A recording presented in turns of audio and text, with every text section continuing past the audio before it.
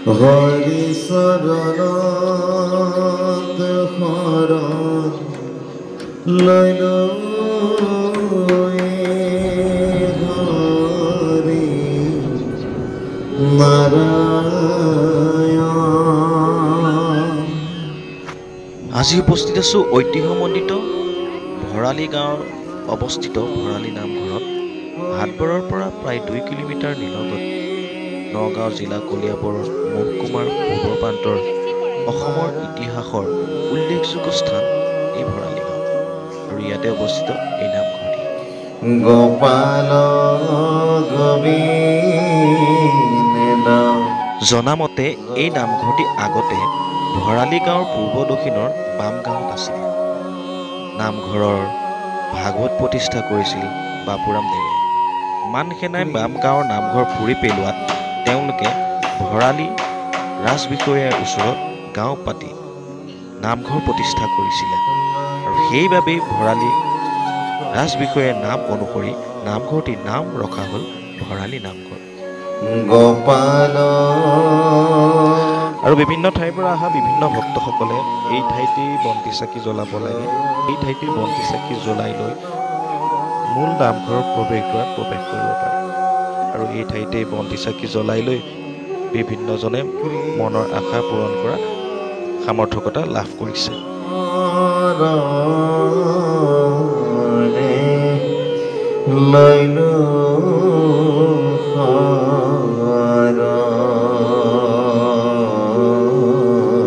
পূৰ্বত আমাৰ ইয়াত নামঘৰ নাছিলে, দৈপুখুৰী নামৰ ঠাই আছিলে।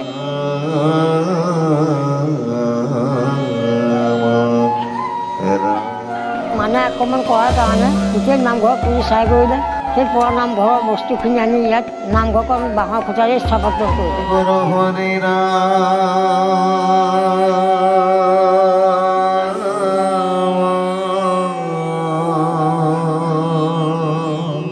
স্থাপন কৰা কিছুদিনৰ পিছত ৰাইজে কাঠৰ নামঘৰ বনাব পৰা মনোনীত কৰিলে।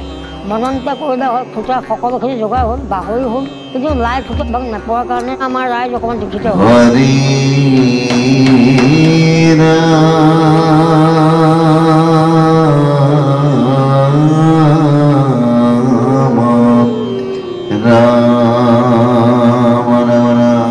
প্ৰভু মহাত্মা তেখেতে ৰাতি সপোন দেখুৱালে, তোমালোকৰ কাৰণে খুঁটা আহি আছে, যেনে সপোন তেনে কথা। আমাৰ ঘাটৰ ঘাট আছিলে খুঁটা ভাগ, সেই ঘাটৰ ঘাটতে ৰ'লহি। বহুত মানুহে নিবলৈ যত্ন কৰিছিল কিন্তু নিব নোৱাৰিলে। শ্ৰী কৃষ্ণ আমাৰ গাঁৱৰ ৰাইজ গৈ পেলাই জয়ধ্বনি দি পেলাই খুঁটা ভাগ উল্লাসতা অনাদি আনি ইয়াত স্থাপন কৰিলে। এতিয়া আমাৰ লাই খুঁটা ভাগৰ আমাৰ এই পুৰণা বস্তুৰ লগত প্ৰায় 300 বছৰ হৈছে। শংকৰ বন্দো পৰম।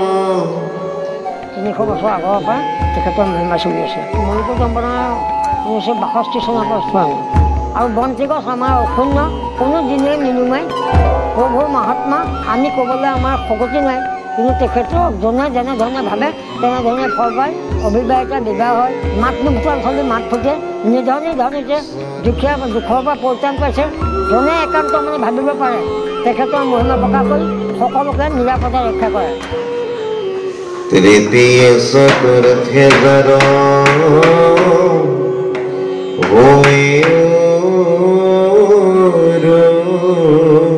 মাঘমহীয়া আমাৰ মাঘী উৎসৱ হয়। নামঘৰ প্ৰতিষ্ঠা দিৱস হিচাপে আমি মাঘী পূৰ্ণিমা প্ৰতিষ্ঠা দিব পাৰোঁ। বহুত মানুহ সমাগম হয় ইয়াত। বামুণ গোসাঁই শংকৰী ধৰ্মৰ মানুহ, মুছলমান মানুহ আমাৰ ইয়াত প্ৰৱেশ হয়। আমি একে ঈশ্বৰ একে ভগৱান বুলি সকলোকে আজ্ঞা কৰোঁ। সকলোকে সমানে বহুৱাই আমি খুৱাওঁ।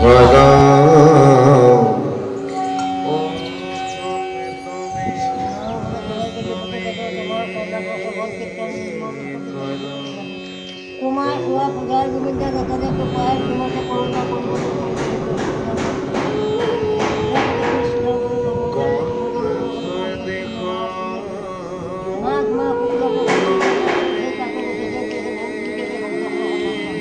ভগৱন্ত ভক্তি ধৰ্ম